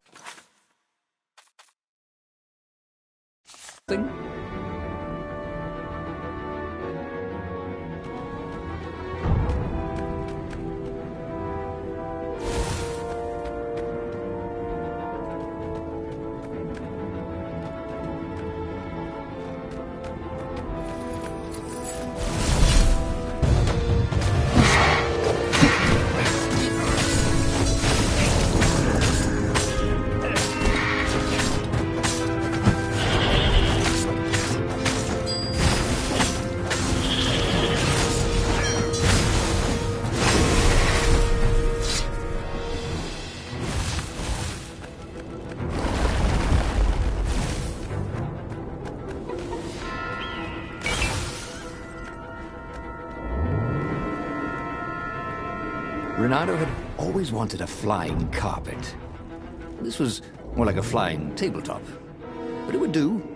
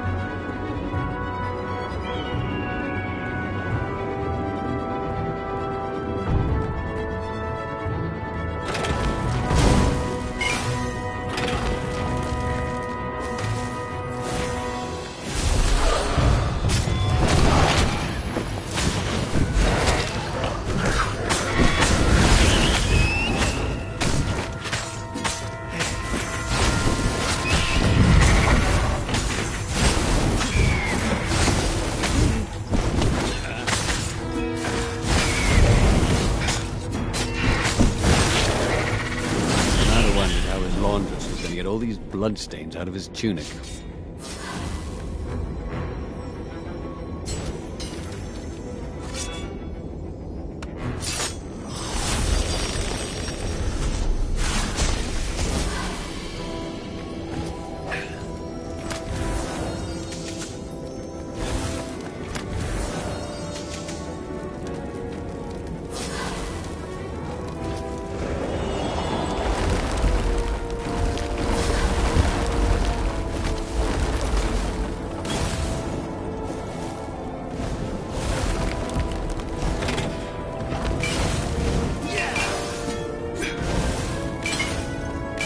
Open, says me. Renato thought about the intel he'd gathered from the outpost. Who would he bring it to? Who even had time to read it?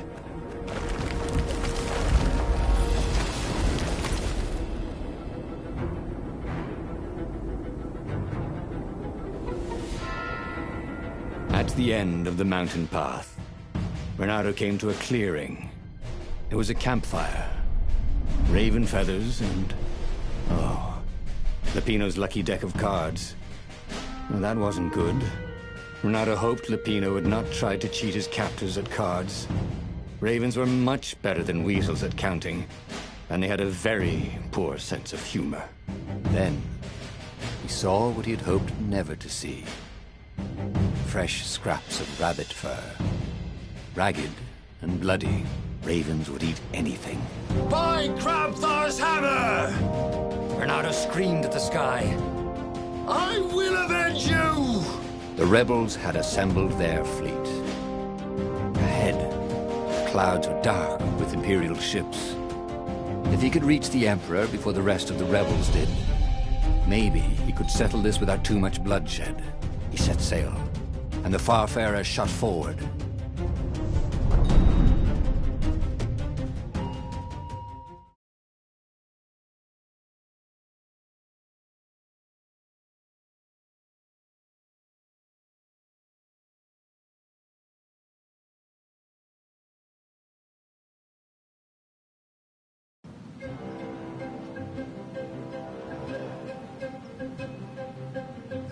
Poor Lapino had never been a great warrior. The mad rabbit was good for a lark and a laugh. And a pint. The thought of ravens eating him made Reynardo furious. The way they were eating up the land. The way the Emperor was eating up the people with his new, bloodthirsty ways. He would make them all pay.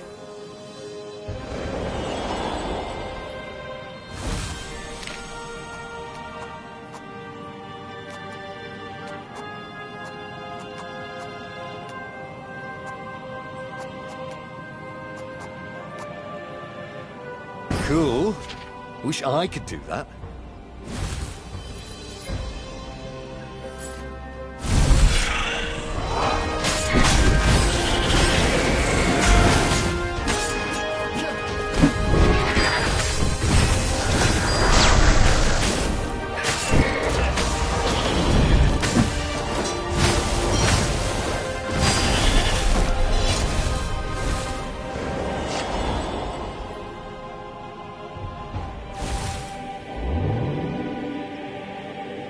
This is quite the view, he thought.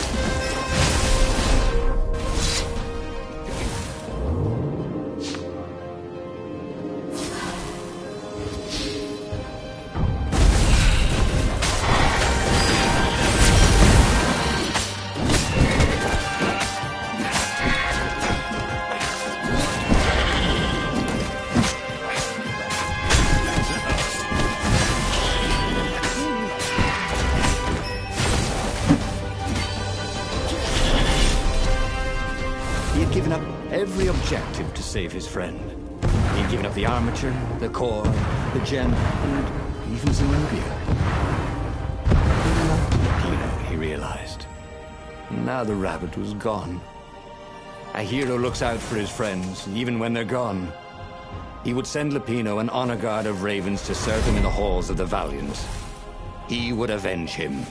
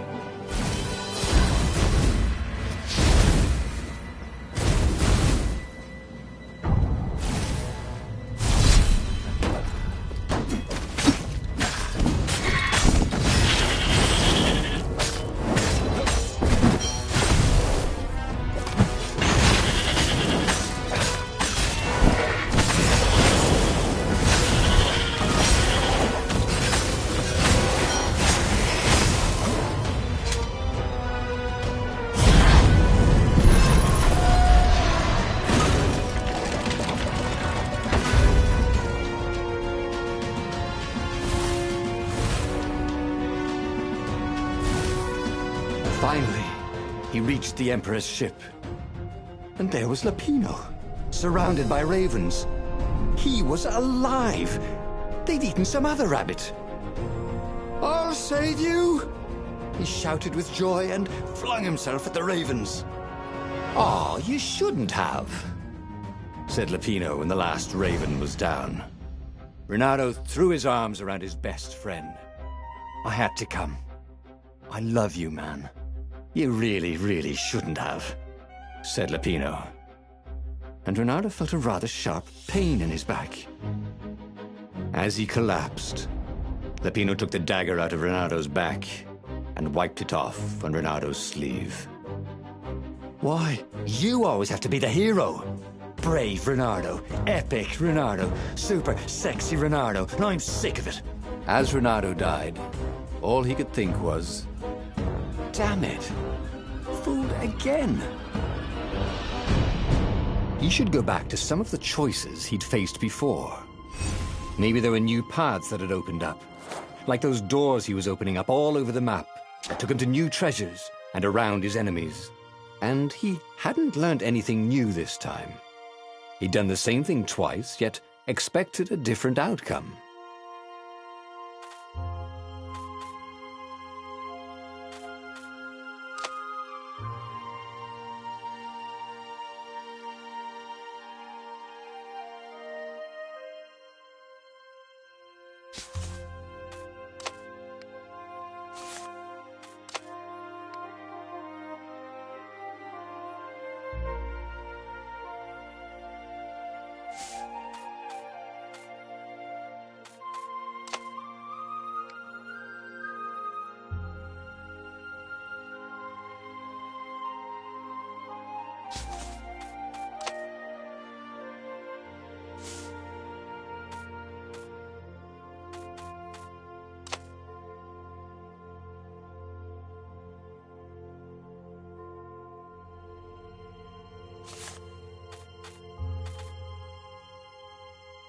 The book's pages fluttered to the beginning once again, faster than before, and he fell. The clouds parted over the Isles of Boreas. It was time to choose. The rebellion was in trouble. Ravens were scouting for the secret rebel base. They needed a game changer. Pieces of the Sky Ripper had surfaced. Reynardo knew that using it could go catastrophically wrong, but he was sure he could figure out how to use it safely. Also, a temple had risen out of empty desert. The Iblis Stone was hidden there. It was a dangerous artifact. It could corrupt its user into a bloodthirsty monster. Maybe he could find a way to use it, to take its power without surrendering to its wickedness. And also, his old friend Lapino needed rescuing. Of course, Reynardo had a pretty strong suspicion that Lapino had betrayed the rebellion. But could Reynardo really leave an old friend to the Ravens?